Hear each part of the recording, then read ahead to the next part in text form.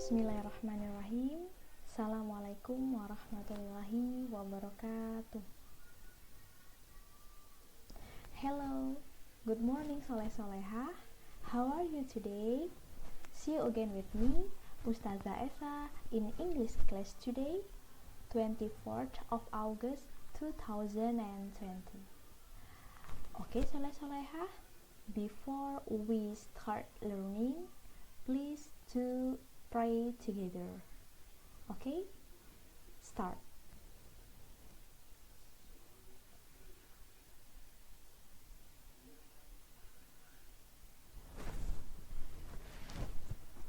Finish. Before we continue our study, I have one question for you. Please. Are you ready?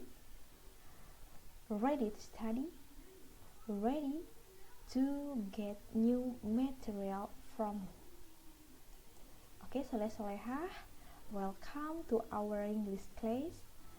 Material today is about pronoun. Okay, repeat after me. Pronoun, pronoun, pronoun. Anybody know it? Maybe you know what is pronoun? Ada yang tahu apa itu pronoun? Please keep your answer. So, what is pronoun? Okay, right. Pronoun is kata ganti. Jadi, pronoun itu dalam bahasa Indonesianya adalah kata ganti. Yang pasti adalah kata ganti orang. Nah, pay attention with this table. Nah, coba kalian perhatikan, ada 4 tabel di sini, ya. Tabel pertama, subject pronoun, kemudian yang kedua, object pronoun, kemudian yang ketiga, possessive adjective, and then possessive pronouns. Nah, yang biasanya di sini kalian lebih familiar adalah bagian yang subject pronoun. Biasanya kalian familiar dengan kalimat Ayu, Dewi, he, she, it. Jadi ada Ayu, ada Dewi, ada he, she, it. Ya, jadi bisa disingkat dengan Ayu, Dewi, he, she, it. I yang artinya saya, kemudian you yang artinya kamu, he yang artinya dia laki-laki, she dia perempuan, it kata ganti benda, we kita atau kami, you kamu, kemudian they mereka. Nah, ketika I menjadi objek pronouns berubah menjadi me, kemudian possessive adjektifnya berubah menjadi my, kemudian di possessive pronounnya berubah menjadi mine. Selanjutnya, you di objek pronounnya tetap you, kemudian di possessive adjektifnya menjadi your, kemudian di possessive pronounnya menjadi yours. Kemudian he di objek pronounnya berubah menjadi him, kemudian di possessive adjektifnya menjadi his, kemudian di possessive pronounnya menjadi his lagi, dan seterusnya. Kalian bisa lihat dengan seksama perubahan dari tiap-tiap subjek pronoun. Nah, kemudian bagaimana caranya supaya kalian lebih mudah memahami bedanya kapan menggunakan subjek, kapan menggunakan objek, kemudian possessive adjective dan juga possessive pronoun. Nah, kita lanjut nih. Contoh pertama ya. My family and I are at the restaurant. Artinya, keluargaku dan aku ada di restoran. Nah, di sini yang dicetak tebal adalah kata I. Nah, I berdasarkan tabel yang sebelumnya ya kan? I berdasarkan tabel yang sebelumnya. Nah, di sini dia sebagai subjek pronoun. Nah, subjek pronoun ya. Kemudian I di sini yang dimaksud adalah si pembicara atau bahasa Inggrisnya adalah speaker. Jadi speaker ini bukan speaker untuk sound aja ya, tapi speaker juga sebutan untuk pembicara dalam kalimat. Nah, ini contoh yang pertama. Silahkan kalian pahami. I berupa subjek pronoun dan pula I adalah si pembicara atau speaker. Lanjut ya.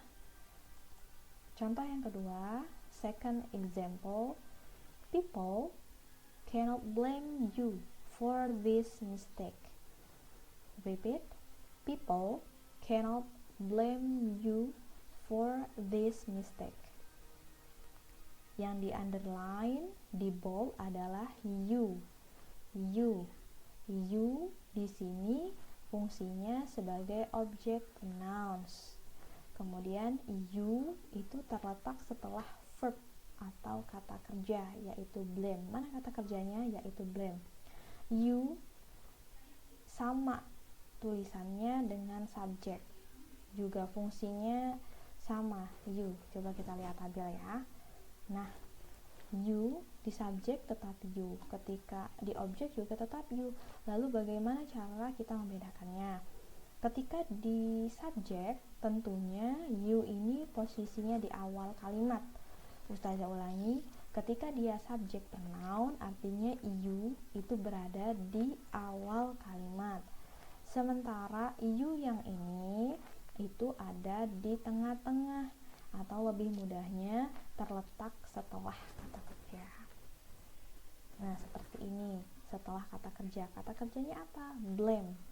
Nah, di sini sehingga you yang ini bukan sebagai subjek, melainkan sebagai objek, karena posisinya juga berada setelah kata kerja. Kata kerja apa? Kata kerja blame. Oke, gimana? Ada 2 contoh nih. Sudah mulai paham ya? Kita lanjutkan contoh selanjutnya. My stomach is hungry. I need to eat now. Nah, kalimat ini mempunyai arti perutku lapar, saya butuh makan sekarang. Yang di garis bawah underline and bold adalah kata my. My di sini adalah possessive adjective. Jadi my berdasarkan tabel ini masuknya ke possessive adjective. Kemudian karena my diikuti kata benda, nah ini adalah ciri-cirinya nih, ciri-ciri untuk possessive adjective. Jadi ketika ada kata my kemudian diiringi dengan kata benda, nah ini masuknya ke possessive adjective. Kemudian bisa juga nih, misalnya diganti dengan kata her, bisa juga diganti dengan kata his, boleh. Yang pasti penggunaan dari possessive adjective itu setelahnya harus diikuti oleh noun atau kata benda. Harus diikuti apa? Noun atau kata benda. Oke, sudah mulai paham ya? Kita lanjut. This victory is ours. No one can take it for us. Nah, di sini yang kita fokuskan adalah kata ours. Walaupun di sini ada us, tapi yang kita fokuskan adalah di ours-nya ya. Ours. Jadi ours ini masuknya ke possessive pronoun. Ya, di kolom yang terakhir tadi dari sebelah kanan ya.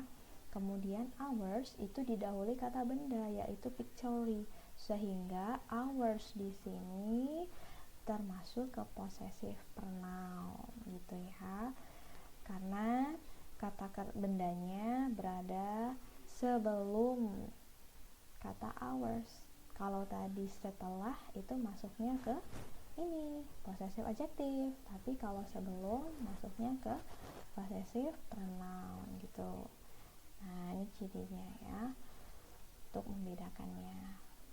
Kemudian gimana nih sudah ada 4 contoh di sini. Apakah kalian sudah memahaminya? Sudah mulai paham ya? Baik, kita lanjut ke latihan ya. Nah, ketak semangat harapan ustazah, beberapa contoh yang tadi sudah ustazah jelaskan di awal bisa benar-benar kalian pahami ya, tidak perlu terburu-buru, hanya ada 5 questions, jadi hanya ada 5 pertanyaan saja yang menurut ustazah kalau kalian dari awal tadi mengikuti penjelasan ustazah pasti bisa benar semua, dapat 100 nilainya ya. Nah, jadi inilah soalnya. Fokus kita untuk number 1 itu ada kata he ya, nanti dilihat, dianalisa he ini masuk ke kolom yang mana. Kemudian number 2 ada her, and then number 3 ada yours, kemudian number 4 ada me, and the last question your. Nah, silahkan kalian kerjakan di buku catatannya boleh, atau pula di buku latihannya dikerjakan seperti contoh ustazah, dan jangan lupa untuk memberikan arti dari tiap-tiap soal. Dan ketika sudah selesai silahkan difoto dan kirim PC ke ustazahnya ya. Oke, semangat mengerjakan. Ustazah yakin kalian anak-anak yang cerdas, anak-anak yang pintar, pasti kalian bisa mengerjakan soal-soal ini. Baiklah, ustazah rasa cukup. Thank you for your attention and thank you for your watching. And I close. Assalamualaikum warahmatullahi wabarakatuh. See you.